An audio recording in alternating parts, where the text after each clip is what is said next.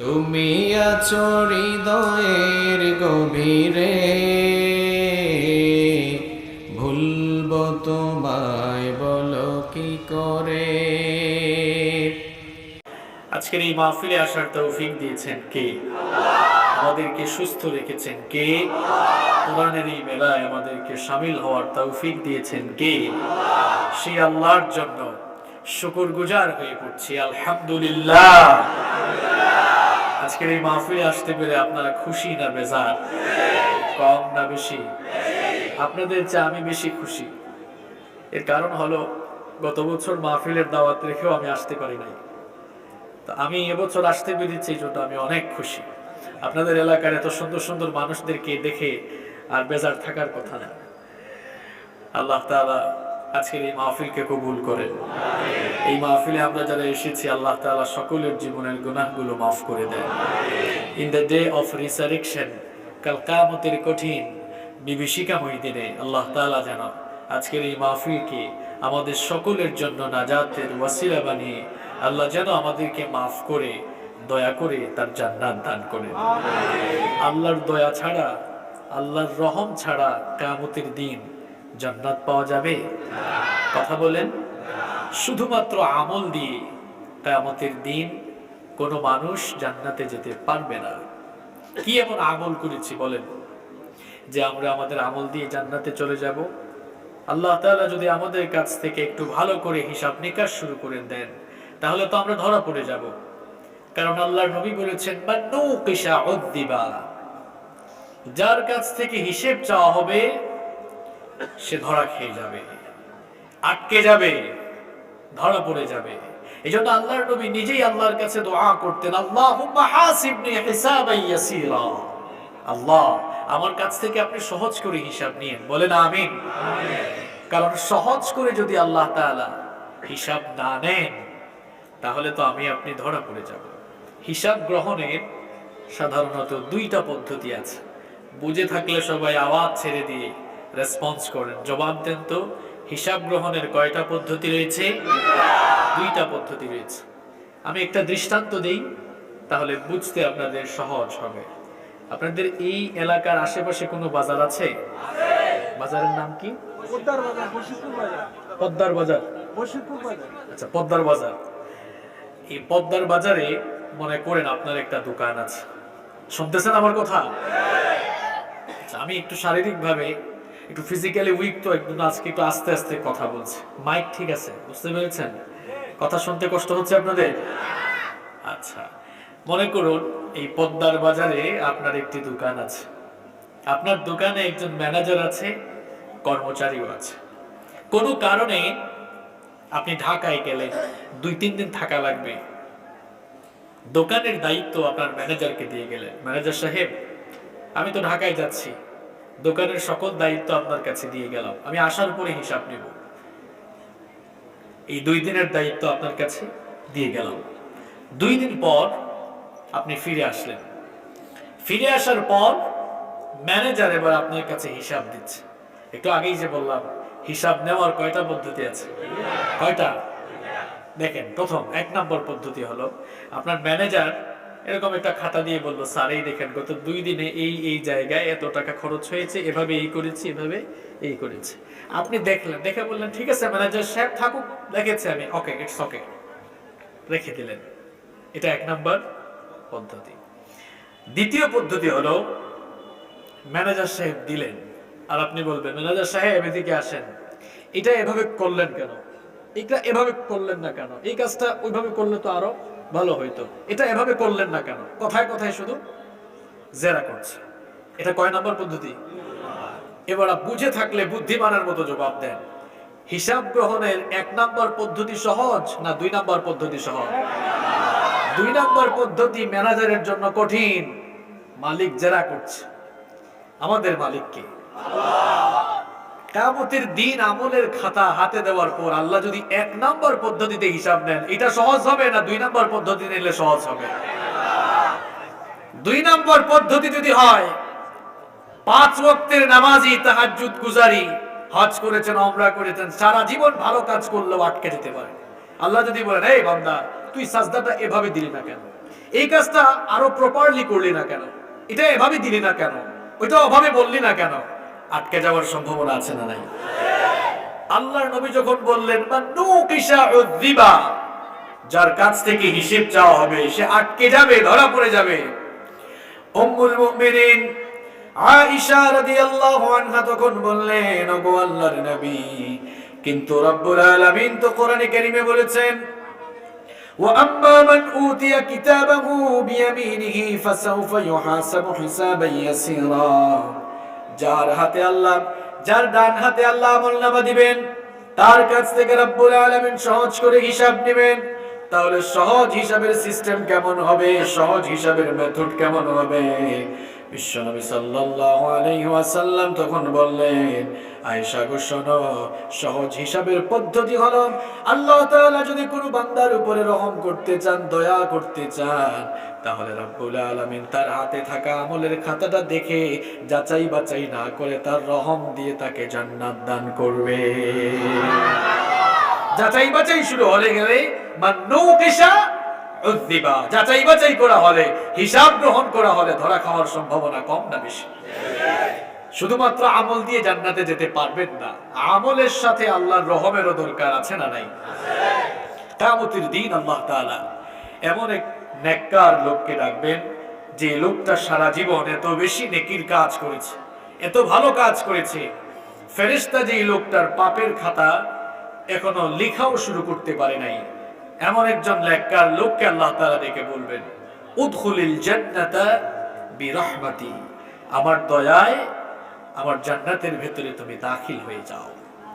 লোকটা তখন বলবো, গো আল্লাহ, সারা জীবন এত নেক আমল করেছি, এত নামাজ পড়লাম, রোজা রাখলাম, এত তাহাজ্জুদের নামাজ আদায় করলাম, সারা জীবন কত দান সদকা করলাম, কত ভালো কাজ করলাম, আর আজ তোমার দয়ায় কেন জান্নাতে ঢুকবো বলো? বাল বিআমালি, আমি আমার আমল দিয়ে আজ জান্নাতে ঢুকবো। আল্লাহ রাব্বুল আলামিন ফেরেশতাদেরকে ডেকে বলবেন, ও আমার ফেরেশতারা, শুনেছ নাকি আমার এই বান্দা কি বলল? আমার এই গোলাম সে নাকি আমার দয়ায় জান্নাতে যেতে চায় না, আমার এই গোলাম সে নাকি তার আমল দিয়ে জান্নাতে যেতে চায়। আমিও দেখতে চাই আমার বান্দার নেক আমলের পরিমাণ বেশি নাকি আমার বান্দার প্রতি আমার দয়ার পরিমাণ বেশি। ফেরেশতাদেরকে তখন ডেকে বলবেন, ও আমার ফেরেশতারা, আমার এই গোলাম তার জন্ম থেকে নিয়ে মৃত্যু পর্যন্ত গোটা জীবন ভর যত নেক আমল করেছে, আমার বান্দার সারা জীবনের সকল নেক আমলগুলোকে মিজানের এক পাল্লায় রাখো। আর আমার বান্দার প্রতি আমি অগণিত দয়া করেছি, আমাদের প্রতি আল্লাহ কত যে দয়া করেছেন, আমাদেরকে আল্লাহ তাআলা কত যে অনুগ্রহ করেছেন, আমাদেরকে আল্লাহ কত যে নিয়ামত দিয়েছেন, সেগুলো যদি আমরা গণনা শুরু করে দেই, গুনতে গুনতে কখনো শেষ করা যাবে নাকি? রব্বুল আলামিন বলেছেন, ওয়া ইন তাউদ্দু নি'মাতাল্লাহি লা তুহসুহা, অগণিত নিয়ামত তোমাদেরকে দিয়েছি, যা গণনা করে কোনোদিনও শেষ করতে পারবা না। আল্লাহ তাআলা ফেরেশতাদেরকে ডেকে বলবেন, ও আমার ফেরেশতারা, আমার বান্দার প্রতি তো আমি অগণিত দয়া করেছি, এত দয়ার দরকার নাই। সুন্দর এই ধরনী দেখার জন্য আমি আমার বান্দাকে দুটি চর্মচক্ষু দিয়েছিলাম, দুটি চক্ষুর দরকার নাই, একটা চক্ষু নামক দয়াকে মিজানের আরেক পাল্লায় রাখো।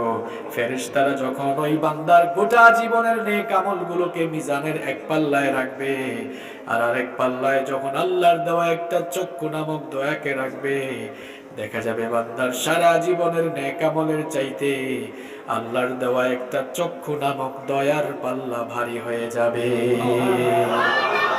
বান্দা তার ভুল বুঝতে পারবে, বান্দা তার ভুল বুঝতে পেরে বলবে, ওগো আল্লাহ, বুঝতে পেরেছি আজ আমি কেবলমাত্র আমার আমল দিয়ে জান্নাতে যেতে পারবো না, যদি তুমি আমার উপরে রহম না করো, আমার উপরে দয়া না করো। ওগো আমার রব, দয়া করে আমাকে তুমি মাফ করো, আর তোমার দয়ায় তোমার জান্নাত আমায় দান করো। আল্লাহ তাআলা তখন বলবেন, আমার ফেরেশতারা তাকিয়ে দেখ, এতক্ষণ পর আমার এই বান্দা লাইনে এসেছে, এতক্ষণ পর আমার গোলাম বুঝতে পেরেছে আমার দয়া ছাড়া আজ বাঁচার কোনো উপায় নাই। আল্লাহ তাআলা তখন বলবেন, আমার গোলাম তুমি যে তোমার ভুল বুঝতে পেরেছো, সেজন্য আমি দয়া করে তোমাকে মাফ করে দিলাম, আর আমার দয়ায় আমার জান্নাত তোমাকে আমি দান করে দিলাম। তাহলে আল্লাহর দয়া ছাড়া কিয়ামতের দিন আমার আপনার নাজাত পাওয়ার কোনো সম্ভাবনা আছে? তাহলে সব সময় আল্লাহর রহমতের দরকার আছে না নাই? আল্লাহ তাআলা আপনার রহমত দিয়ে আমাদের জীবনটাকে আপনি ভরে দেন। আর আস্তে বলেন আমিন। সম্মানিত ভাইয়েরা, কষ্ট হচ্ছে আপনাদের? আমরা কোরআনের মাহফিলে এসেছি, এজন্য কোরআন থেকেই আমরা আজ কথা বলবো, শুনবো ইনশাআল্লাহ। পৃথিবীতে কোরআনের চাইতে দামি কোনো নিয়ামত আর নেই।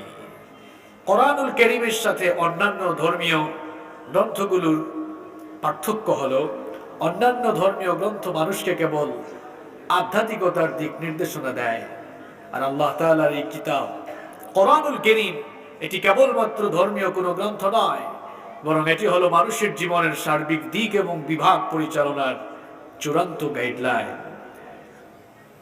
এই কিতাব হচ্ছে এমন একটি কিতাব যা মানুষকে সহজ সরল সঠিক পথের সন্ধান দেয়।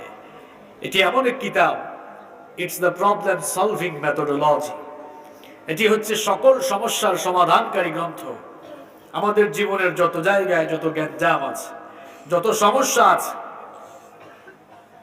সকল সমস্যার সমাধানকারী গ্রন্থ হিসাবে এই কোরআন নাজিল করেছেন কে? এই কিতাব হলো এমন একটি কিতাব, it's the source of knowledge and science. এটি জ্ঞান বিজ্ঞানের উৎস।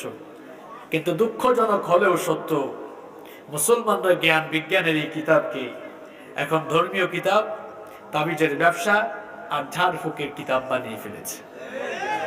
এটি ঝাড়ফুঁক, তাবিজের ব্যবসা আর ধর্মীয় কোনো কিতাব নয়। এটি জ্ঞান বিজ্ঞানের কিতাব। এটি এমন এক কিতাব যা মানুষের জীবনের সকল হতাশা, মানুষের জীবনের সকল সমস্যা দূর করে দেয়। আল্লাহু আকবার।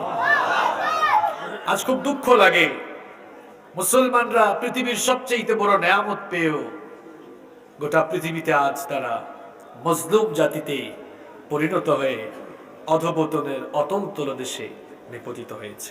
এর কারণ হলো, মুসলমানরা তাদের ঘরের ভেতরে গোল্ড রেখে বাহিরে তারা সিটি গোল্ডের তালাশে বের হয়েছে। সিটি গোল্ড আসল সোনা না নকল সোনা? হ্যাঁ, আমার আপনার অবস্থা হলো এমন, ঘরের মধ্যে সোনার খনি রেখে আমরা বাহিরে এখন নকল সোনার তালাশে বের হয়েছে। কোরআনুল কারীম এটি তাবিজ লেখা, তাবিজ দেওয়া আর ঝাড়ফুঁক দেওয়ার কিতাব নয়। আমরা এখন এটাকে এই কিতাব বানিয়েছি, আর অমুসলিমরা এই কিতাব পড়াশোনা করছে, গবেষণা করছে, বিজ্ঞানের ইনোভেশন নিয়ে তারা আসতেছে। আর আমরা এই কোরআনকে ঝাড়ফুঁকের কিতাব, তাবিজের ব্যবসার কিতাব কিংবা মরা মানুষের কিতাব বানিয়েছি। কোনো মানুষ যখন মারা যায়, আমরা ঘরের উপর থেকে কোরআন নামিয়ে খতমের পর খতম দিতে থাকি। আমার প্রিয় ভাইয়েরা, এই কোরআন মৃত মানুষের জন্য নাজিল হয় নাই। কোরআনুল কারীম মানুষ মরে যাওয়ার পর খতম দেওয়ার জন্য নাজিল হয় নাই। এই কোরআন এসেছে জীবিত মানুষদেরকে হেদায়েত দেওয়ার জন্য। আপনি জীবিত থাকাকালীন কোরআন পড়বেন, বুঝবেন, কোরআনের রঙে আপনার জীবনকে রাঙাবেন। এই জন্য এই কিতাব নাজিল করেছেন কে? বর্তমানে আমরা তথ্য প্রযুক্তির উৎকর্ষ সাধনের যুগে বাস করছি। তথ্য প্রযুক্তি এবং বিজ্ঞানের উৎকর্ষ সাধনের ফলে পৃথিবী এখন গ্লোবাল ভিলেজে পরিণত হয়েছে। বর্তমানে বিজ্ঞানের যুগে সংশয়বাদী কিছু লোকেরা মনে করে এই উন্নত যুগে, বিজ্ঞানের এই যুগে, মধ্যযুগে নাজিল হওয়া, আজ থেকে ১৫০০ বছর আগে নাজিল হওয়া এই কিতাব কোরআনুল কারীম কতটাই আর ইফেক্টিভ, কতটাই কার্যকর, কতটাই আমাদের চাহিদা মেটাতে সক্ষম, তারা জন্য সংশয় প্রকাশ করে। সংশয়বাদীদেরকে আমরা বলতে চাই, কোরআনুল কারীমে সংশয় রাখার মতো কিছু নেই। কারণ আল্লাহ তাআলা কিতাব শুরু করেছেন সকল সংশয় দূর করে এমন একটি কথা বললেন, যালিকাল কিতাব লা রাইবা ফি হুদাল লিল মুত্তাকিন। আমরা সংশয়বাদীদেরকে বলতে চাই, আল্লাহর কিতাব শুরুই হয়েছে সকল প্রকার সংশয় দূর করে দিয়ে। This is the book, the most authentic book in this world, whereof there is no doubt about it, and it's a guidance for those who are muttaqin। এমন এক কিতাব আল্লাহ তাআলা নাযিল করেছেন, এই কিতাবের ব্যাপারে তিনি বলছেন এর মধ্যে সন্দেহ কিংবা সংশয় করার মতো কিছুই নাই। আল্লাহু আকবার। মুত্তাকিনদের জন্য হেদায়েতের গাইডলাইন হিসাবে এই কিতাব নাযিল করেছেন কে? বিজ্ঞানের যুগে এই কোরআন এই যুগের মানুষ, সমাজ কিংবা এই বিশ্ববাসীর চাহিদা মেটাতে পারবে না এমন কথা কেউ বলতে পারবে না। কারণ বিজ্ঞানের সকল ইনোভেশন, বিজ্ঞানের নতুন নতুন সকল তথ্য কোরআনুল কারীমের কাছে পুরাতন এবং পরিত্যক্ত হিসাবে আজ প্রমাণ হয়েছে। বিজ্ঞান পরে কোরআন আগে। কথা বুঝতেছেন আমার? নাকি এই দিক দিয়ে ঢুকে আর অন্য দিক দিয়ে চলে যায়? বেশি কঠিন করে বলে ফেলতেছি? বুঝতেছেন তো কথা?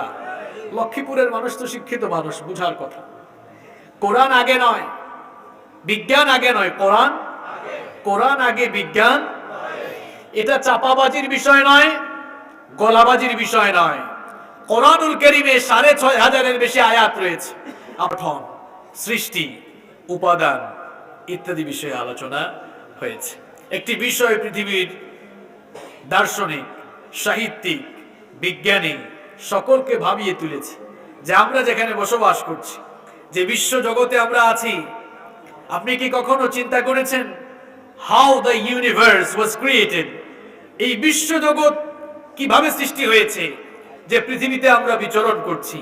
এই বিশ্ব জগৎ তো এমনি এমনি সৃষ্টি হয় না। কিভাবে সৃষ্টি হয়েছে? আধুনিক বিজ্ঞানীরা বললেন, স্টিফেন হকিং এর বিগ ব্যাং থিওরির আলোকে তারা বললেন এই মহাবিশ্ব সৃষ্টির শুরুতে মহাবিশ্বের প্রত্যেকটি সৃষ্টি একত্রিত অবস্থায় ছিল। এখন আসমান আর জমিন এক না আলাদা? আপনারা জবাব না দিলে তো কথা বলতে মজা লাগবে না। আসমান জমিন এক না আলাদা? আলাদা। কিন্তু বিজ্ঞানীরা বলছেন স্টিফেন হকিং এর বিগ ব্যাং থিওরির আলোকে যে বিশ্বজগতের সবকিছু অর্থাৎ আসমান, জমিন, সূর্য, চন্দ্র, গ্রহ, নক্ষত্র, তারকাপুঞ্জ, এক কথায় মহাবিশ্বের সবকিছু সৃষ্টির শুরুতে এক জায়গায় ছিল, আলাদা ছিল না। আসমান, জমিন, সূর্য, চন্দ্র কিছুই আলাদা, সব এক জায়গায় ছিল। তখন সবকিছু ছিল একটি গ্যাসীয় কণার সমষ্টি। এখন আপনাদের মনে প্রশ্ন আসতে পারে, হুজুর তাহলে আসমান জমিন এখন আলাদা হইল কেমনে? তো মহাকাশ বিজ্ঞানীরা বলছেন যখন সবকিছু একত্রিত অবস্থায় ছিল তখন আকাশের মধ্যে এক বিস্ফোরণ ঘটলো। বিস্ফোরণ বুঝেন তো আপনারা? বিস্ফোরণ ঘটলো। সেই মহাবিস্ফোরণ ঘটার পরে প্রত্যেক সৃষ্টি সেপারেট হয়ে গেল, আলাদা হয়ে গেল। মহাবিস্ফোরণের মাধ্যমে প্রত্যেক সৃষ্টি আলাদা হয়ে গেল। মহাবিস্ফোরণের মাধ্যমে যেই ঘটনাটি ঘটলো, বিজ্ঞান তার নাম দিয়েছে বিগ ব্যাং থিওরি। এই বিগ ব্যাং থিওরি এখন গোটা দুনিয়ার এক আলোচিত তত্ত্ব, এবং যারা সায়েন্সে পড়াশোনা করে তারা এই বিগ ব্যাং থিওরির কথা খুব বেশি বেশি বলে। মহাবিশ্ব সৃষ্টি সম্পর্কে খুব চমৎকার চমৎকার বক্তব্য তারা দেয়। লক্ষ্মীপুরের ভাইরা, মহাবিশ্ব সৃষ্টি সম্পর্কে মাত্র কিছুদিন আগে বিজ্ঞান আর বিজ্ঞানীরা যে ধারণা দিয়েছে, আপনার আমার ঘরের ভেতরে থাকা সেই কিতাবের ভেতরে ১৫০০ বছর আগে নাজিল হওয়া কিতাব কোরআনুল কারীমে ২১ নম্বর সূরা সূরাতুল আম্বিয়া এর ৩০ নম্বর আয়াতে রব্বুল আলামিন এই বিগ ব্যাং থিওরির কথা এভাবে বললেন, আওয়ালাম ইয়ারাল্লাযীনা কাফারু আন্নাস সামাওয়াতি ওয়াল আরদা কানাতা রাতকান ফাফাতাকনাহুমা।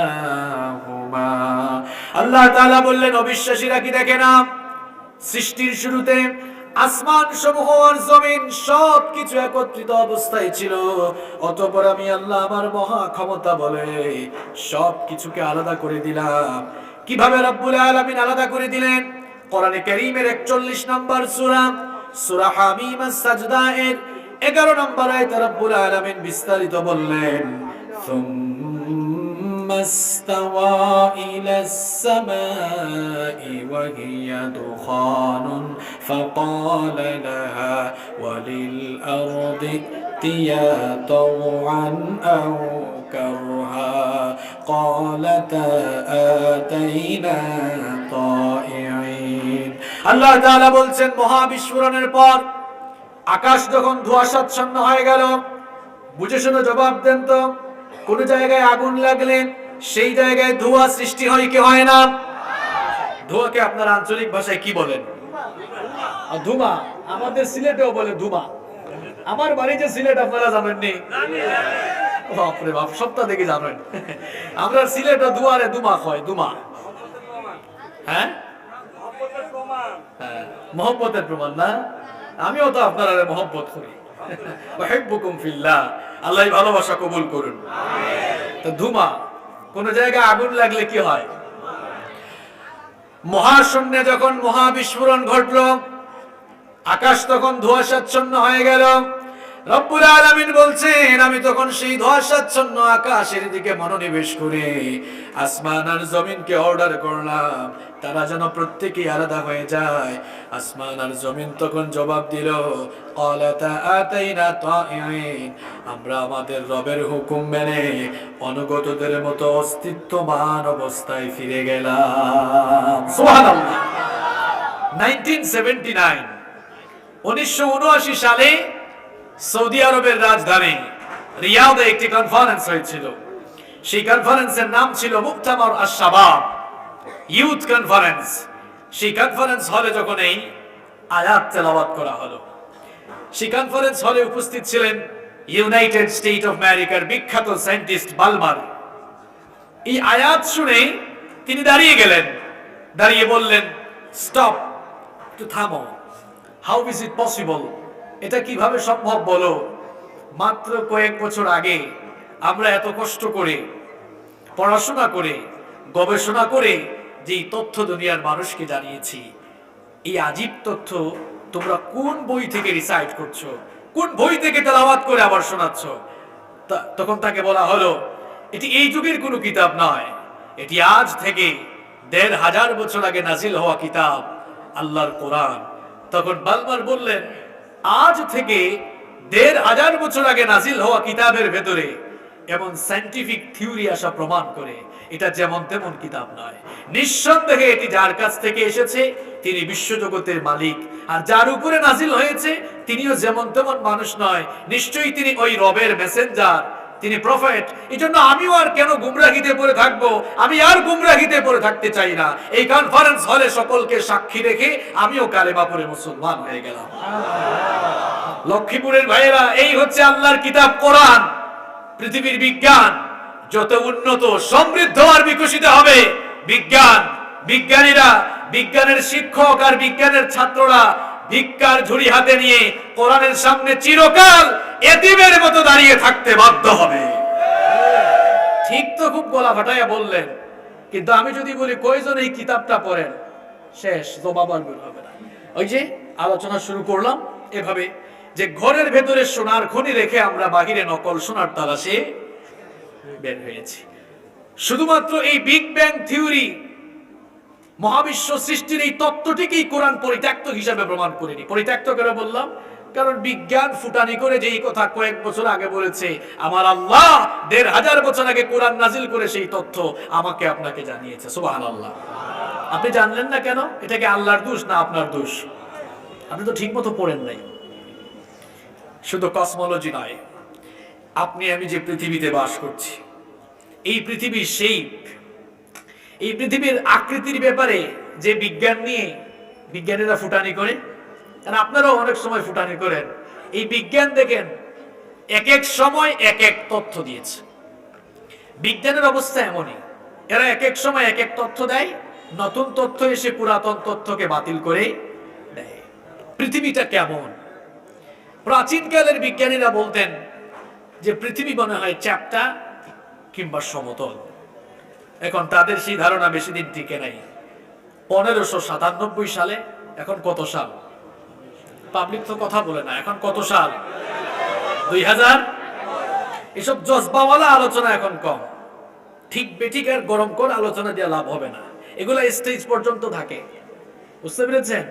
আর যে কথাগুলো বলছি যারা নিয়ে যাবেন, জীবন পরিবর্তন হয়ে যাবে ইনশাআল্লাহ। আল্লাহর কিতাব আপনি বুঝার চেষ্টা করেন, কত বড় নিয়ামতের কিতাব আপনারা পেয়েছেন। আল্লাহু আকবার। তো বিজ্ঞান এক এক সময় যে এক এক ধারণা দেয়, দেখেন এই পৃথিবীর, সেই পৃথিবীর আকৃতির ব্যাপারে বিজ্ঞান এক এক সময় এক এক তথ্য দিয়েছে। প্রাচীন কালের বিজ্ঞানীরা বলতেন এই পৃথিবী মনে হয় চ্যাপ্টা কিংবা সমতল। এই ধারণা বেশি দিন টিকে নাই। 1597 সালে ফ্রান্সিস ড্রেক তিনি জলপথে পৃথিবীর চারপাশ ঘুরলেন। ঘোরার পরে বললেন যে শোনো, আগের যুগের বিজ্ঞানীরা আমাদেরকে যা জানিয়েছেন তা ভুল ছিল। পৃথিবী আসলে সমতলও নয়, পৃথিবী চ্যাপ্টাও নয়। আমি নিজে জলপথে পৃথিবীর চারপাশ ঘুরে দেখেছি, পৃথিবীটা গোলাকার। পৃথিবী কি? গোলাকার। এখন কত সাল? কথা বলেন, কত সাল? 1597 সালের বিজ্ঞান আর 2021 সালের বিজ্ঞান কি এক? বিজ্ঞান এখন অনেক উন্নত হয়ে গেছে। উন্নত হতে হতে এখন স্যাটেলাইটের যুগ চলে এসেছে। স্যাটেলাইটের যুগে আমরা এখন জানতে পেরেছি পৃথিবী আসলে গোলাকারও নয়। পৃথিবী কিসের মতো? হ্যাঁ, কমলা লেবুকে বললেন পৃথিবী কিসের মতো? আরে লক্ষ্মীপুরের ভাইরা, এই বুঝি আপনারা বিজ্ঞান আর কোরআন বুঝেন, দুনিয়া সম্পর্কে তো আপনাদের ধারণা নাই। কিসের মতো? ডিম্বাকৃতির, ডিমের মতো। ডিম কি গোল? ডিমকে আপনাদের এলাকায় আঞ্চলিক ভাষায় আপনারা কি বলেন? ওরে বাপ রে বাপ, এটাও তো মিলে গেছে। আপনারা বলেন আন্ডা, আমরা সিলেট হই এন্ডা। ওই আন্ডা এসে এখানে, সরি, আমাদের এন্ডা এসে এখানে আন্ডা হয়ে গেছে। অসুবিধা নাই, আ আর এ। আচ্ছা, তো আন্ডা, আন্ডা বলেন তাই না? আন্ডা কি গোল একেবারে? পৃথিবী আন্ডার মতো, বুঝছেন আপনারা? আন্ডার মতো। তা আপনারা বলবেন হুজুর, তাইলে এত বছর পরে এসে আমরা জানলাম পৃথিবী আন্ডার মতো। এত বছর পরে জানতেন ঠিক, কোরআন পড়লে তো আরো আগে জানতেন। পৃথিবীর আকৃতির ব্যাপারে বিজ্ঞান মাত্র কয়েক বছর আগে যেই ধারণা দিয়েছে, আপনি জানলে অবাক হয়ে যাবেন। ১৫০০ বছর আগে রব্বুল আলামিন আমাদের জন্য যেই কিতাব নাজিল করেছেন, ১৫০০ বছর আগে নাজিল হওয়া কিতাবের ভেতরে সেই সায়েন্টিফিক থিওরি দিয়েছেন কে? কোরআনুল কারীমের ৭৯ নম্বর সূরা, সূরাতুন নাজিআতের ৩০ নম্বর আয়াতে আল্লাহ তাআলা বললেন, ওয়াল আরদা বা'দা যালিকা দাহাহা। আমি এই পৃথিবীকে বিস্তীর্ণ করেছি। কিসের মতো? দাহা। এখানে তো অনেক আলেমরা এসেছেন। কামুস, ডিকশনারি, আরবি অভিধান খুললে দেখবেন আরবিতে দাহা বলা হয় উট পাখির ডিমকে।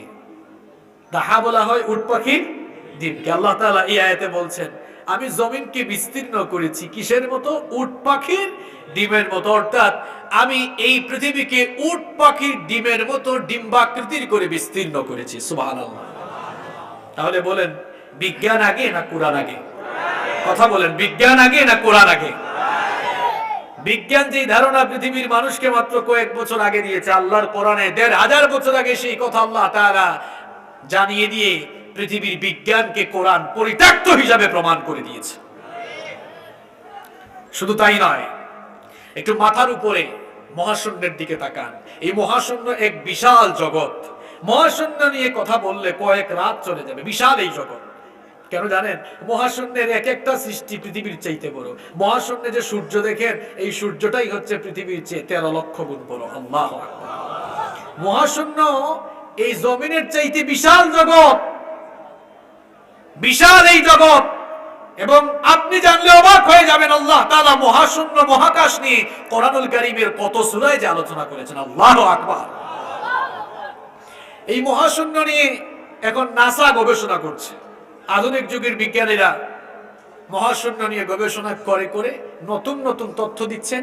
যেই তথ্যই তারা দেয়, দেখা যায় এটা নতুন না, এটা কোরআনের কাছে কি হয়ে যায়? পুরাতন হয়ে যায়। একটু ভালো করে আকাশের দিকে তাকান। অনেকটা তো আকাশ নিয়ে গান লিখে, আকাশ নিয়ে গান লিখে আছে না? শুধু গান লিখলে হবে, একটু আকাশ, এই মহাশূন্য, এটা নিয়ে গবেষণাও করতে হবে। দেখেন এই ছোট্ট শামিয়ানা, এই প্যান্ডেলকে দাঁড় করিয়ে রাখার জন্য কত পিলার, কত খুঁটি আছে, আছে না? আচ্ছা বলেন তো, ওই খুঁটি ছাড়া এই শামিয়ানা, এই প্যান্ডেলকে দাঁড় করানো যেত? কথা বলেন, যেত? আপনাদের বাসা বাড়িতে, আপনাদের ঘরে, আপনাদের যে সুন্দর সুন্দর বিল্ডিং বানালেন, টিনের ঘর বানালেন, এগুলা পিলার ছাড়া, খুঁটি ছাড়া হয়ে গিয়েছে। তার মানে খুঁটি ছাড়া ঘর হয় না, বাড়ি হয় না, বাসা হয় না, প্যান্ডেলও। এই পৃথিবী নামক বাড়ি, এই পৃথিবী, এটাও তো একটা সংসার, জগৎ সংসার, তাই না? এই পৃথিবীর উপরে ছাদ হিসাবে আসমান আছে। এই আসমানকে আমাদের মাথার উপরে ঝুলায় রাখতে আল্লাহর কয়েক কোটি খুঁটি লাগছে, তাই না? হ্যাঁ, কেউ কি দেখছেন নাকি? লক্ষ্মীপুরের ডানে বামে কি এক দুইটা খুঁটি আছে নাকি? আমি দেখি নাই তো, আপনারা দেখছেন? রব্বুল আলামিন কোরআনে কারীমের 13 নম্বর সূরা সূরাতুর রা'দের 2 নম্বর আয়াতে বলছেন, আল্লাহুল্লাযী রাফা'আস সামাওয়াতি বিগাইরি আমাদিন তারাউনাহা সুম্মা ইসতাওয়া আলাল আরশ। আল্লাহ তাআলা বলছেন, আকাশের পানে তাকাও, আকাশের দিকে নজর দাও, দেখো আমি আল্লাহ পাক তোমাদের মাথার উপরে দৃশ্যমান কোনো পিলার ছাড়া, দৃশ্যমান কোনো খুঁটি ছাড়া তোমাদের মাথার উপরে আসমানকে শূন্যের উপরে আমি ঝুলিয়ে রেখেছি। কোনো খুঁটি আছে? আচ্ছা, এই কথাটা কেন বললাম জানেন? এই পয়েন্ট কেন নিয়ে এসেছি?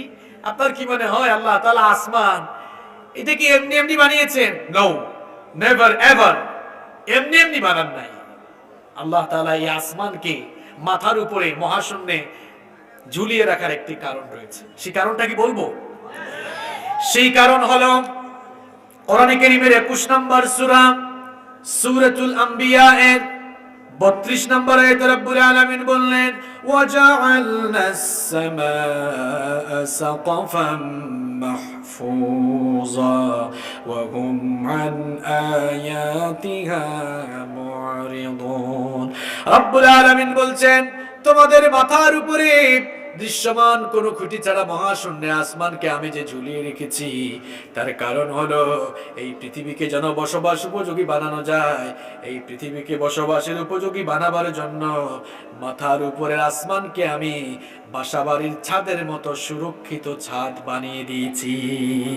সুবহানাল্লাহ, সুবহানাল্লাহ। অনেকে না বুঝে পড়ছে, এবার আমি বুঝাই দেই জিনিসটা, কারণ আমি যদি বলি ব্যাখ্যা বলেন সুরক্ষিত ছাদ মানে কি, এখানে বেশিরভাগই বুঝবে না, এটা পারবে না। এবার ব্যাখ্যা শোনেন, বিজ্ঞান কি ব্যাখ্যা দিল আর কোরআন কি বলল।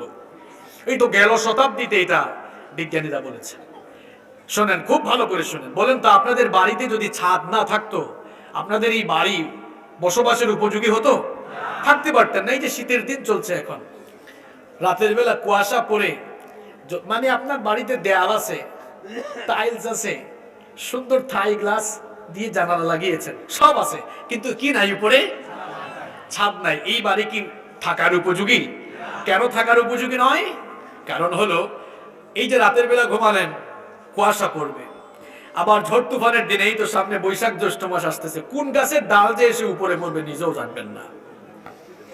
আবার দিনের বেলা প্রচন্ড রোদ লাগবে, এই যে রোদের তাপ থেকে বাঁচার জন্য, বৈশাখ জ্যৈষ্ঠ মাসের ঝড় তুফানের কবল থেকে বাঁচার জন্য, শীতের বেলা, এরপরে শীতের দিনে কুয়াশা থেকে বাঁচার জন্য, এক কথায় ঘরটাকে নিরাপদ রাখার জন্য, ঘরে নিরাপদে থাকার জন্য উপরে আমরা কি দেই? সেই ছাদ হতে পারে সিমেন্ট রড, ইট বালু এগুলো দিয়ে, হতে পারে টিন দিয়ে, হতে পারে শন দিয়ে, কিন্তু উপরে ছাদ থাকে কি থাকে না? কারণ ছাদবিহীন ঘর বসবাসের উপযোগী নয়। আজ পর্যন্ত কোনোদিন কি চিন্তা করেছেন যে মাথার উপরে আল্লাহ তাআলা আসমানকে কেন বানালেন? এখন আপনি বলবেন, হুজুর আমরা কেন চিন্তা করব? হ্যাঁ, আপনি চিন্তা করবেন, কারণ আল্লাহ তাআলা বলেছেন, চিন্তাশীল লোকেরাই হলো পৃথিবীর সবচেয়ে দামি মানুষ। ইন্না ফি খালকিস সামাওয়াতি ওয়াল আরদি ওয়া ইখতিলাফিল লাইলি ওয়ান নাহারি লাআয়াতিন লিউলিল, আমার কথা নয়, রব্বুল আলামিন বলছেন, আসমান জমিন সৃষ্টি আর রাত দিনের আবর্তনের মধ্যে জ্ঞানবান লোক যারা, চিন্তাশীল মানুষদের জন্য শিক্ষা রয়েছে, নিদর্শন রয়েছে। আসমানকে আল্লাহ তাআলা এমনি এমনি বানান নাই, আপনি চিন্তা করেন নাই কখনো। এই আসমানকে আল্লাহ তাআলা গোটা পৃথিবীর সেফটির জন্য, পৃথিবীর মানুষের নিরাপত্তার জন্য আসমান দিয়েছেন। এখন আপনারা বলতে পারেন, হুজুর নিরাপত্তা কেন? আসমান না থাকলে কি অনিরাপদ কিছু হতো নাকি? অবশ্যই হতো, অবশ্যই হতো। কি হতো? এবার আসেন, আল্লাহ তাআলা আসমানের মধ্যে, আসমানকে ছাদের মতো বানিয়ে এর মধ্যে আবার অনেকগুলো স্তর সৃষ্টি করলেন। বিজ্ঞান যেগুলো নাম দিয়েছে, ট্রাপোস্ফিয়ার, স্ট্র্যাটোস্ফিয়ার, আইনোস্ফিয়ার, ম্যাগনেটোস্ফিয়ার, এক্সোস্ফিয়ার, এরকম বিভিন্ন ধরনের স্তর আল্লাহ তাআলা মহাশূন্যে সৃষ্টি করেছেন। যদি এই স্তরগুলো আল্লাহ তাআলা মহাশূন্যে সৃষ্টি না করতেন, তাহলে মহাশূন্যে অনেকগুলো ক্ষতিকর উল্কা রয়েছে, সেই উল্কা জমিনে পড়ে যেত। আর একটা উল্কা, বেশি লাগবে না, একটা উল্কা যদি জমিনে কোনোদিন পড়ে যেত, এক কথায় পৃথিবীতে যা কিছু আছে সব জ্বলে পুড়ে একেবারে ছাই হয়ে যেত। আল্লাহু আকবার। উল্কাগুলো যেন জমিনে আসতে না পারে, এই জন্য আল্লাহ তাআলা আকাশের মধ্যে ছাদ সৃষ্টি করে এই ছাদকে বাধা প্রদানকারী বানালেন। উল্কা আসতে চায় কিন্তু ছাদ কি করে? কি করে? যেমন বৃষ্টি ঘরে পড়তে চায় কিন্তু ছাদ কি করে? কথা কয় না কেন? আটকায় রাখে। রোদ ঘরে আসতে চায়, ছাদ কি করে? আটকায় রাখে। ঠিক তেমনি ভাবে জমিনে উল্কা পড়তে চায় কিন্তু ছাদ সেটাকে কি করে? আপনারা বলবেন, হুজুর শুধুমাত্র উল্কার জন্য আল্লাহ ছাদ দিয়েছেন? নো, আরো আছে। সেটা কি বলবো? এই যে সূর্য পৃথিবীকে আলোকিত করে, সূর্য একটা লাইট, যেটাকে ইংরেজিতে বলা হয়, কি বলা হয়? সানলাইট। সূর্যের আলোকে ইংরেজিতে কি বলা হয়? আর চন্দ্রের আলোকে মুনলাইট। মাশাআল্লাহ, জানেন আপনারা, বুঝাইতে সুবিধা হবে। এটাও তো একটা লাইট। আমার দিকে তাকান, এটাও একটা লাইট, এটাও লাইট, ইলেকট্রিক্যাল লাইট। আর সূর্যটা কি লাইট? সানলাইট। এই সানলাইট আর ইলেকট্রিক্যাল লাইট কি সমান? ভিন্নতা আছে। কত ভিন্নতা দেখেন। এক নাম্বার ভিন্নতা হলো সাইজের ভিন্নতা। এটা আর কত, এক হাত দিয়ে ধরা যায়। সূর্যকে কি আপনারা এক হাত দিয়ে ধরে রাখতে পারবেন নাকি? অনেকে তো কক্সবাজারে গিয়ে ধরে ফেলে। ওই যে যখন সূর্য অস্ত যায়, ছবি তুলে দেখেন না, আছে কিনা? এইরকম দিয়ে ছবি তুলে, মনে হয় যেন তার হাতের তালুতে সূর্য। কি মনে করেন সূর্য এত ছোট? সূর্য হলো পৃথিবীর চাইতে 13 লক্ষ গুণ বড়। একটু সুবহানাল্লাহ কইতে মন চায় না? 13 গুণ না, 1300 নয়, 13,000 নয়, কত লক্ষ? 13। যেই মানুষ জীবনে কোনোদিন লক্ষ্মীপুরের বাহিরে যায় নাই, সে তো পৃথিবীর সাইজ জানা দূরের কথা, বাংলাদেশের সাইজও জানে না। কি বলেন, আমাদের বাংলাদেশ খুব বড়? ওয়ার্ল্ড ম্যাপ, বিশ্ব মানচিত্রে বাংলাদেশের BA লিখারও জায়গা এত ছোট এই দেশ। এই দেশের এক জেলা থেকে আরেক জেলা, এক বিভাগ থেকে আরেক বিভাগে যেতে বেশি সময়। 1,47,570 বর্গ কিলোমিটারের ছোট্ট এই দেশে আমরা বাস করি। আমাদের পার্শ্ববর্তী দেশ ইন্ডিয়া এই বাংলাদেশের চেয়ে 30-35 গুণ বড়। কানাডা বাংলাদেশের চাইতে 90 গুণ বড়। ইউনাইটেড স্টেট অফ আমেরিকা বাংলাদেশের চাইতে 100 গুণ বড়। পৃথিবীতে আয়তনের দিক থেকে সর্ববৃহৎ দেশের নাম হলো রাশিয়া, যার আগের নাম ছিল সোভিয়েত ইউনিয়ন। এটা বাংলাদেশের চেয়ে 160 গুণ বড়। মানে 160টা বাংলাদেশের চেয়ে রাশিয়া খুব ছোট, তাই না? হ্যাঁ, আপনারা তো মাঝে মাঝে বক্তব্য দিতে দিতে রাশিয়ার উপরে চলে যান। জবান শক্তির কোনো হেফাজত নাই, আছে না নাই? দেখেন না, কেউ কেউ মাঝে মাঝে বলে আমরা যেটা জানি আমেরিকা তা 3 মাস পরে জানে। কত বড় পাগল! আমেরিকার কাছে যাইতে পারবা? সম্মানিত ভাইয়েরা, তাহলে এই রাশিয়া 160 গুণ। আমি কিন্তু গল্প করতেছি না, আবার শুনেন কোন দিকে কথাগুলো নিয়ে যাচ্ছে। পৃথিবীতে এইরকম 250টার বেশি দেশ রয়েছে। এই 250টার বেশি দেশ নিয়ে পৃথিবীর পানি না মাটি? কথা কি কঠিন হয়ে যাচ্ছে? পৃথিবীর মাটি না পানি? মাটি, মাটি। এই পৃথিবীর 4 ভাগের 1 ভাগ মাটি আর 3 ভাগ। তাহলে বোঝা গেল 250টা দেশের চাইতে সাগর মহাসাগরের পানির পরিমাণ কিন্তু মাটিতে থেকে আমরা যে ফালাফালি করি, বেশি ফালাফালি করলে কিন্তু আল্লাহ চাইলে ওই পানি দিয়ে একদম শেষ করে দিতে পারেন। কারণ আল্লাহর এমন ক্ষমতা, সাগরকে নগর বানান, নগরকে কি বানান। সব ক্ষমতা কার কাছে? নাকি আপনাদের কাছে? মাঝে মাঝে তো বলেন সকল ক্ষমতার মালিক আপনারা। সকল ক্ষমতার মালিক আপনারা হইলে ঘুমানোর সময় ভারপ্রাপ্ত ক্ষমতা কারে দিয়ে ঘুমান? সকল ক্ষমতার মালিক যিনি হবেন তার কোনো ঘুমও লা তাখুদুহু সিনাতু ওয়ালা। আল্লাহ তাআলা তো চাইলে আয়াতটা এভাবে নাযিল করতে পারবেন, তিনি ঘুমান না। এই কথা বললে অনেকে আপত্তি তুলতো, বুঝছি ঘুম আছে কিন্তু ঘুমায় না। সুবহানাল্লাহ, আল্লাহর শব্দ চয়নের নমুনা দেখেন। লা তাখুদুহু সিনাতু ওয়ালা নাওম, তন্দ্রা বা ঘুম তাকে স্পর্শও করতে পারে না। আল্লাহু আকবার।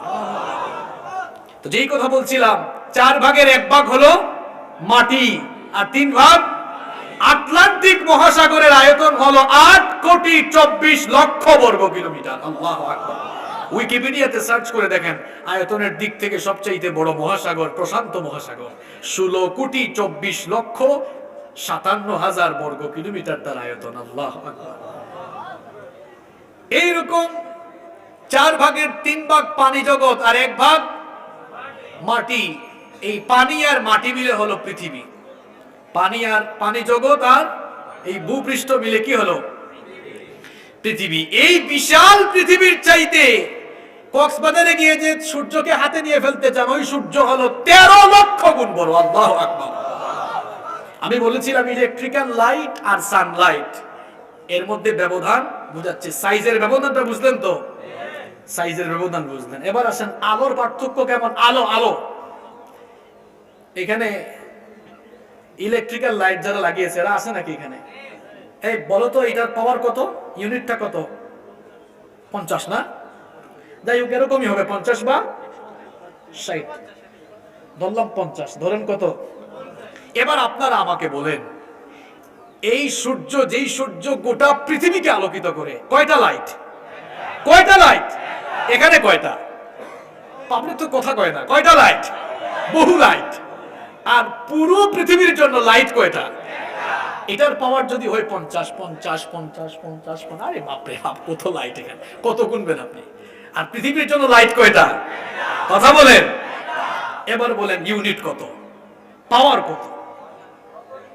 হ্যাঁ, অগণিত বললে হবে না। বর্তমান বিজ্ঞান গবেষণা করে বলছে সূর্যকে যে তাপমাত্রা দেওয়া হয়েছে তার পরিমাণ হলো 1,40,00,000 সেন্টিগ্রেড। আল্লাহু আকবার।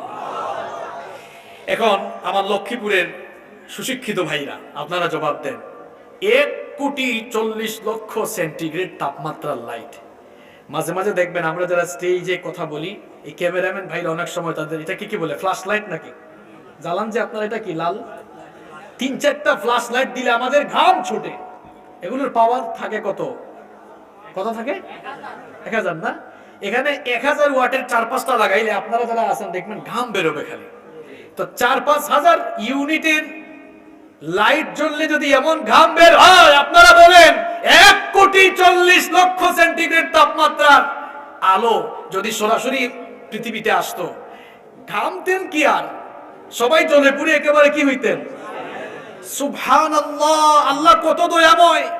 এই 1,40,00,000 সেন্টিগ্রেড তাপমাত্রার সূর্যের আলো আল্লাহ তাআলা সরাসরি দুনিয়ায় পাঠান না। সুবহানাল্লাহ। কারণ পাঠালে আপনি আমি বাঁচতাম না, চান্দি টান্দি ফেটে একদম জায়গায় শেষ। তাহলে আল্লাহ কি করলেন? সূর্যের আলো পৃথিবীতে আসতে সময় লাগে 8 মিনিট 10 সেকেন্ড। 8 মিনিট, আমি কি বানায় বলছি? এটা মহাকাশ বিজ্ঞানীদের দেয়া তথ্য।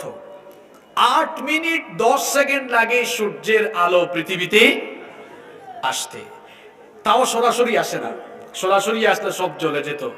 আল্লাহ তাআলা এই জন্য আসমানকে ছাদ বানিয়ে আবার মাঝখানে কিছু বাধা প্রদানকারী জিনিস বানালেন, কিছু বায়ুমণ্ডলীয় স্তর বানালেন, ফিল্টার বানালেন। সেই সূর্যের আলোকে আল্লাহ তাআলা আসমানের মধ্যে, যেগুলোর নাম একটু আগে বললাম, ট্রাপোস্ফিয়ার, স্ট্রাটোস্ফিয়ার, আইনোস্ফিয়ার, ম্যাগনেটোস্ফিয়ার, এক্সোস্ফিয়ার, এরকম অসংখ্য স্তর আল্লাহ মহাশূন্যে বানালেন, অসংখ্য ফিল্টার বানালেন। সেই সূর্যের আলো সরাসরি দুনিয়ায় আসতে পারে না। এই ফিল্টারগুলোতে আল্লাহ তাআলা সূর্যের আলোকে পিউরিফাই করে করে ছেকে ছেকে যতটুকু আলো আমাদের জন্য দরকার ঠিক ততটুকু আলো আল্লাহ দয়া করে আমাদের জন্য পাঠান। সুবহানাল্লাহ। যদি সরাসরি আসতো পৃথিবীতে কিছুই থাকতো। কোন পয়েন্টে ছিলাম মনে আছে? হ্যাঁ, এটাও ভুলে গেলে চলবে না। আমি বলছিলাম মাথার উপরের আসমানকে আল্লাহ খামাখা বানান নাই। কেন বানালেন? আল্লাহ তাআলা সূরাতুল আম্বিয়ার 32 নম্বর আয়াতে বলছেন খামাখা বানাই নাই। ওয়াজআলনাস সামাআ সাকফাম মাহফুজা। আমি এটাকে পৃথিবীবাসীর প্রটেক্টের জন্য, সুরক্ষার জন্য আসমানকে সুরক্ষিত ছাদ বানিয়েছি।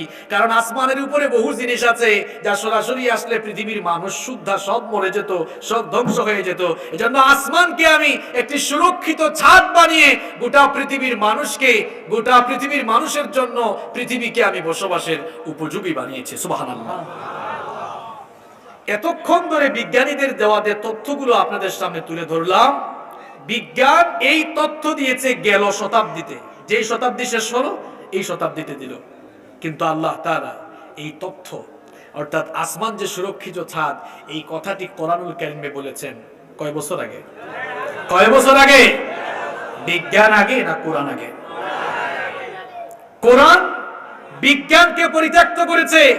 বিজ্ঞান কোরআনকে পুরাণ বানাতে পারে নাই, পুরাতন বানাতে পারে নাই, বরং কোরআন বিজ্ঞানকে পুরাতন করেছে। কিয়ামত পর্যন্ত সকল তথ্য কোরআন এভাবে পুরাতন করতেই থাকবে, করতেই থাকবে। কারণ আল্লাহর কোরআন হচ্ছে সবচাইতে লেটেস্ট। সুবহানাল্লাহ। শীতের ঘরে আছে না নাই? পড়েন তো আপনারা তুতা পাখির মতো ইয়াসিন ওয়াল কুরআনুল হাকীম। ইয়াসিন ওয়াল কুরআনুল হাকীম অর্থ বুঝেন? ওয়াল কুরআনুল হাকীম বিজ্ঞানময় কিতাব এটা। সুবহানাল্লাহ। আল্লাহু আকবার। শুধু মহাশূন্য নয়, এই মহাশূন্যে সূর্য ছাড়া আর কোনো জিনিস নাই। কি আছে? চন্দ্র আছে, গ্যালাক্সি আছে, গ্রহ নক্ষত্র তারকাপুঞ্জ আছে। আমি সব কথা বলতে গেলে আজকে শেখকে আর কোরআন তেলাওয়াতের সুযোগ দেওয়া যাবে। আমি 10-15 মিনিটে শেষ করছি, এরপর আমরা তেলাওয়াত শুনবো ইনশাআল্লাহ। বাকি কথা পরবর্তীতে সুযোগ পেলে শোনা যাবে ইনশাআল্লাহ। আমি আসলে অন্য বিষয় নিয়ে কথা বলতে চেয়েছিলাম, কিন্তু শামসুল ইসলাম কচি ভাই বললেন হুজুর এই বিষয়টা আলোচনা করা দরকার। কারণ মানুষ দিন দিন কোরআন থেকে উদাসীন হয়ে পড়ছে। মানুষ কোরআনের মর্ম বুঝে না, কোরআনের দাম বুঝে না। আমাদের ঘরে থাকা কিতাবটি কত মূল্যবান এটা মানুষ বুঝে, এটা বুঝার চেষ্টা করুন। ছেলে মেয়েকে খালি যে ইংলিশ মিডিয়ামে পড়ায়া আর সায়েন্সে পড়ায়া মনে করছেন দুনিয়ার সব আপনি বুঝাই ফেলতেছেন। কি বুঝাইছেন? পৃথিবীর সবচেয়ে বড় জ্ঞান বিজ্ঞানের কিতাব হলো আল্লাহর কোরআন। Teach your children the holy book Quran. The holy book Quran will teach your children everything. আপনার সন্তানকে আগে কোরআন শিখান, দেখবেন কোরআন আপনার সন্তানকে দুনিয়ার সব শিখিয়ে দিয়েছে। আল্লাহু আকবার। এটা শিখান আগে। এই যে চন্দ্র, সূর্য এবং চন্দ্র দুটারই আলো আছে, কিন্তু একটার নিজস্ব আলো আছে আর একটার নিজের কোনো আলো। এটা বিজ্ঞান বলেছে কিছুদিন আগে, আর আল্লাহ তাআলা ১৫০০ বছর আগেই সেই কথা বলেছেন। তাবারাকাল্লাযী জাআলা ফিস সামাই বুরুজাও ওয়া জাআলা ফিহা সিরাজাও ওয়া কমারান। এর অর্থ কি? অর্থ হলো বরকতময় সেই সত্তা যিনি মহাশূন্যে অসংখ্য গ্যালাক্সি সৃষ্টি করেছেন, আর সূর্যকে তেজোদ্দীপ্ত বাতি এবং চন্দ্রকে তোমাদের জন্য দীপ্তমান বানিয়েছেন। এবার বলবেন হুজুর এই আয়াতের সাথে আলোর সম্পর্ক কি আছে? কোরআন নাজিল হয়েছে কোন ভাষায়? কথা কোন না কেন? কোন ভাষায়?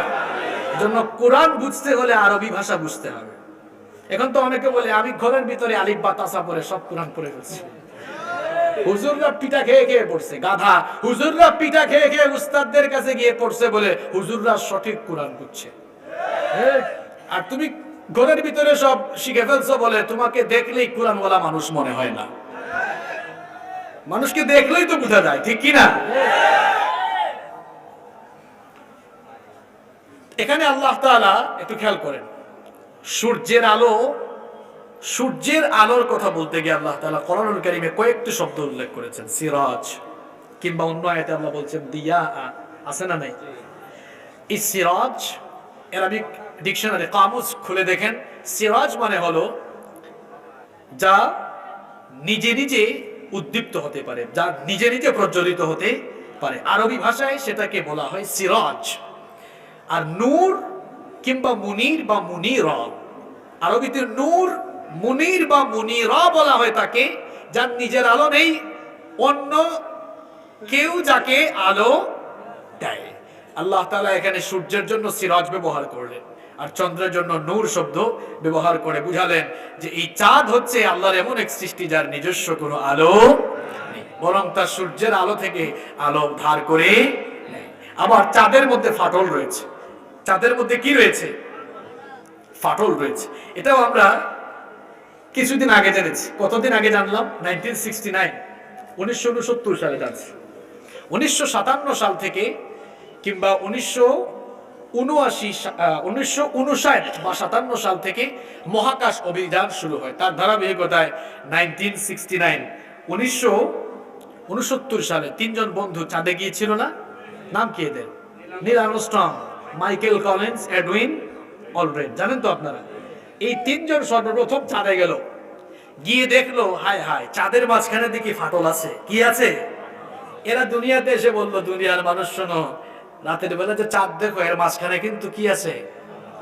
দেখবেন চাঁদ দেখলে গাছের মতো কি জানি মনে হয়, মনে হয় না? চাঁদের মধ্যে কি আছে? ফাটল আছে। এরা এসে বললো ফাটল আছে। এখন কত সাল? 2000।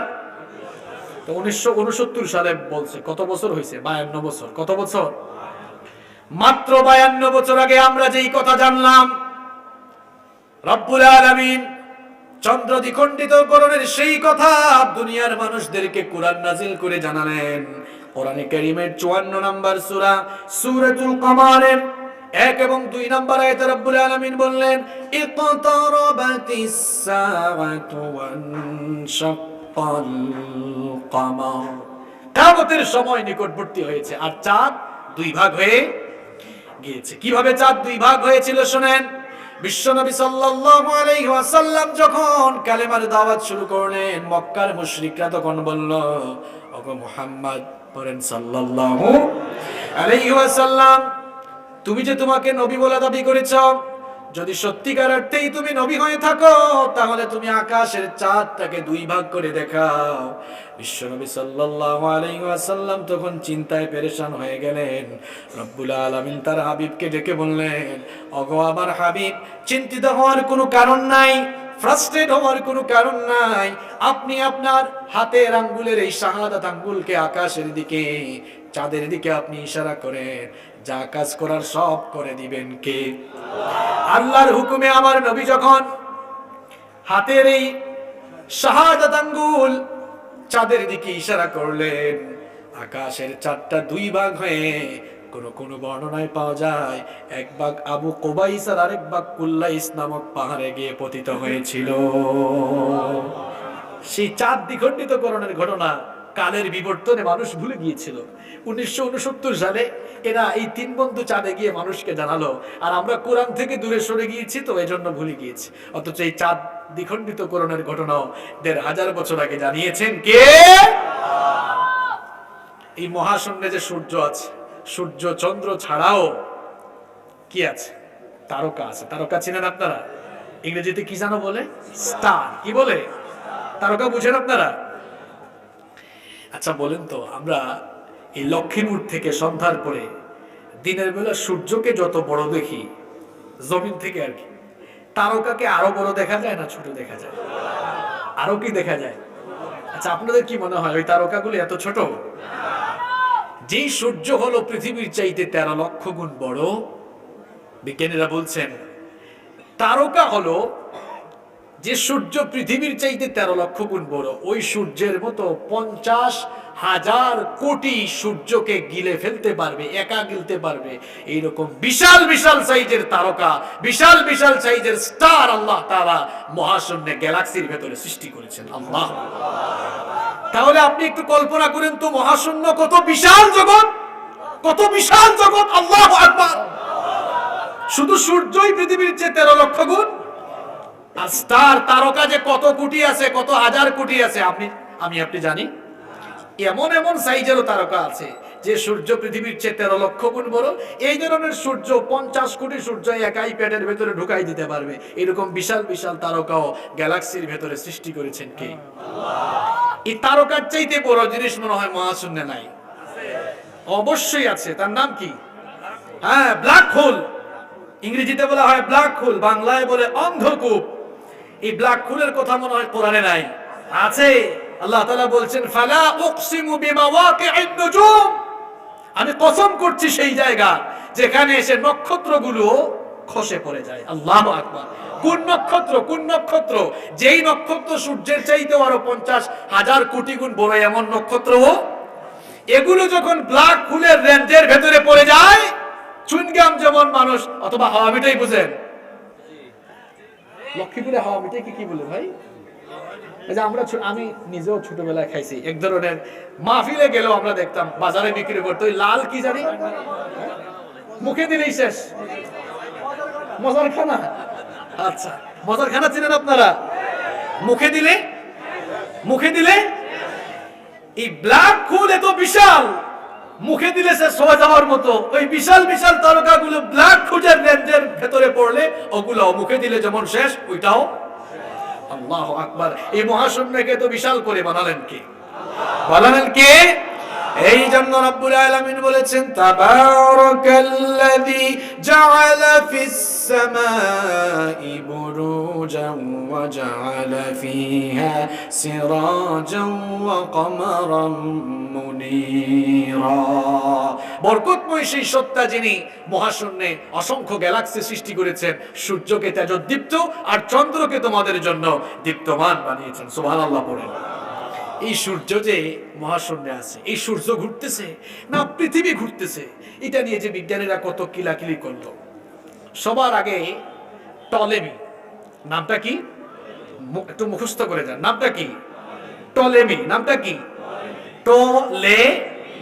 টলেমি, মনে থাকবে তো? এই টলেমি বলেছিল আসলে পৃথিবী স্থির, পৃথিবীকে কেন্দ্র করে সূর্য চারপাশে। এই লোকটাই তথ্য দিল 1512 সালে। কত সালে? এখন কত সাল? 2000। 1512 সালে নিকোলাস কোপার্নিকাস বললেন এতদিন টলেমি যা বলেছে সব ভুল, সব ভুল। আমি এখন গবেষণা করে দেখেছি সূর্যও ঘুরে, পৃথিবীও ঘুরে, তোমার মাথাও ঘুরে, আমার মাথাও ঘুরে, সবকিছু কি হয়। কত সালে বলছে? 1500। এখন কত? 2000। তার মানে আজ থেকে মাত্র 500 কিংবা 550 বছর আগে বিজ্ঞান যেই তথ্য দুনিয়ার মানুষকে জানিয়েছে, রব্বুল আলামিন 1500 বছর আগে এই ঘোরাঘুরি সমস্যার সমাধানও কোরআনে দিয়েছেন কে? কোরআনুল কারীমের বিজ্ঞানময় সূরা ইয়াসিনের 38 থেকে 40 নম্বর আয়াতে রব্বুল আলামিন বললেন ওয়াশ-শামসু তাজরি লিমুস্তাকাররিন লাহা যালিকা তাকদীরুল আজিজিল আলীম ওয়াল কমারা কদ্দারনাহু মানাজিলা حتى عاد كالعرجون القديم لا الشمس ينبغي لها أن تدرك القمر ولا الليل سابق النهار وكل في فلك يسبحون الله تعالى বলছেন সূর্যের জন্য আমি একটি নির্ধারিত কক্ষপথ ঠিক করে দিয়েছি, সূর্য তার ওই নির্ধারিত কক্ষপথে পরিভ্রমণ করছে। চন্দ্রের জন্য আমি একটি মঞ্জিল ঠিক করে দিয়েছি, চন্দ্র তার নির্ধারিত মঞ্জিলে পরিভ্রমণ করছে। সূর্য কখনো চন্দ্রের নাগালে যেতে পারে না, রাত কখনো দিনের আগে যেতে পারে না। প্রত্যেকেই তাদের আপন আপন কক্ষপথ অনুযায়ী সন্তরণ করছে। সুবহানাল্লাহ। কুল্লুন ফি ফালাকি ইয়াসবাহুন, সবকিছুই কি করে? সবকিছুই। আকাশ নিয়ে তো বহু কথা বলে ফেললাম, এখন তুরা জমিন লইয়াও কইলাই জানে, তুরা সিলেটিও মতিল্লাম। সামান্য জমিন নিয়ে বলি, যে জমিনের উপরে আপনি আমি বাস করছি, বসে আছেন আপনারা, এই জমিনটা আল্লাহ তাআলা বলছেন আল্লাযী জাআলা লাকুমুল আরদা ফিরাশা, আমি এটাকে বিছানার মতো করে বিছিয়েছি। আপনারা যে বিছানার চাদর বিছানার চাদর বিছানোর পরে এটা নড়াচড়া করে কিনা, তো জমিন সমতল, নড়াচড়া করতেই থাকতো। এই যে আমি হুজুর এখন কথা বলতেছি চেয়ারে বসে, আমি এরকম কথা বলতাম, আপনারাও এরকম করতেন, নড়াচড়ার ভিতরেই আমরা সবসময় থাকতাম। তো এখন আপনারা বলবেন হুজুর তাইলে নড়ে না কেন সবকিছু, নড়াচড়া বন্ধ কেন? নড়াচড়া বন্ধ করার জন্য আল্লাহ একটা কায়দা করে রাখছে। সেটা কি? দেখেন দেখেন, আমি যে চেয়ারে বসেছি তাকান, এই চেয়ারটা প্রথমে কি ছিল? গাছ ছিল, গাছ কাটলো, করাত দিয়ে কেটে তক্তা বানানো হলো, কাঠ বানানো হলো, এরপরে এটাকে লোহা দিয়ে কি করা হয়েছে? পেরেক দিয়ে জোড়া লাগানো হয়েছে। তার মানে এই চেয়ারটা হচ্ছে জোড়া লাগানো কাঠের সমষ্টি বলা যায়, তাই না?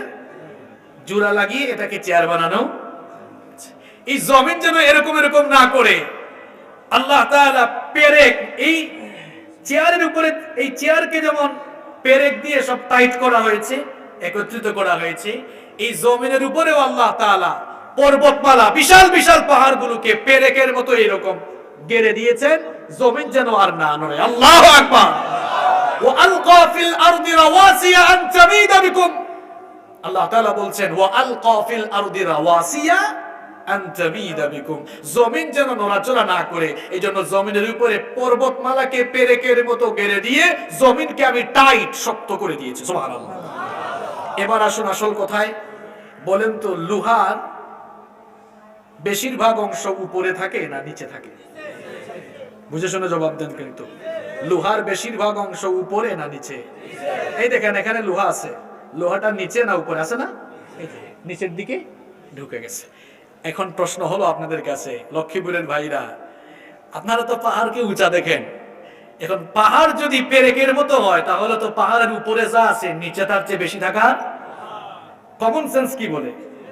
কমন সেন্স বলে যদি এই পাহাড় সত্যিকার অর্থেই পেরেকের কাজ করে তাহলে উপরে যা আছে নিচে তার চেয়ে বেশি থাকার কথা। এবার আসেন তো বিজ্ঞানীরা কি বলছেন?